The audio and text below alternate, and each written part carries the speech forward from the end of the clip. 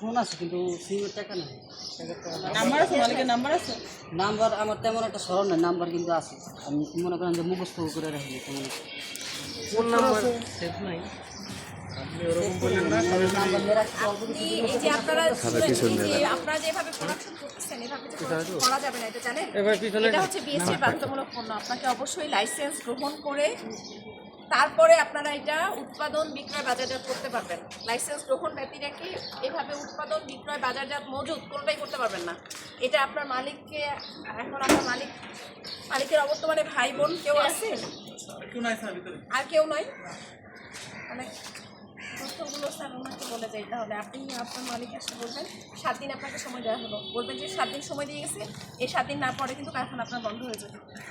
7 দিনের মধ্যে না করলে এসে একদম আপনাকে 7 দিন সময় দিয়েছেন, এই 7 দিনের মধ্যে যদি আপনি না আবেদন করেন বিএসটিআই এসে আপনার মালিককে বলে দিবেন যে তাহলে কিন্তু উনি আর ব্যবসা করতে পারবে না, এইভাবে অবৈধভাবে ব্যবসা করা যাবে না।